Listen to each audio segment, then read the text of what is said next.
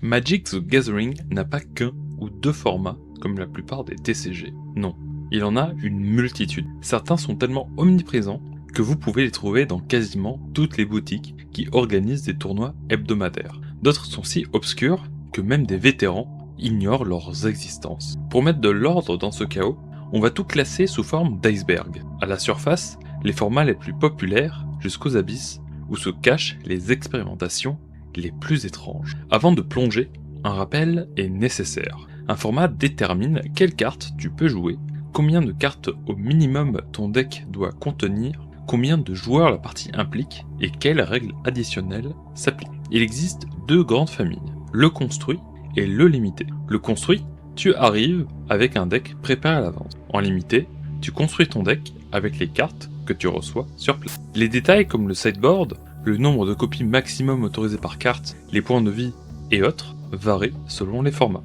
Mais ça, on s'en occupera quand on arrivera au format concerné. Ok, maintenant qu'on a la carte générale, on peut commencer par le tout début de l'iceberg, et même avant, le ciel. Kitchen Table Magic.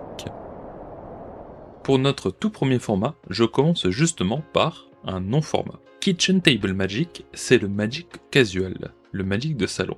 Aucune règle standardisée, aucune limite précise, juste les cartes que tu as sous la main et la manière dont ton groupe accepte de les jouer. C'est la forme la plus répandue de Magic, mais aussi la moins visible. Elle n'apparaît dans aucun tournoi, aucun classement, aucune statistique. Pourtant, presque tous les joueurs papier ont commencé par là, avec un deck préconstruit, des règles du jeu à moitié comprises, et la soif de prouver qu'on était le meilleur à la cour de récré.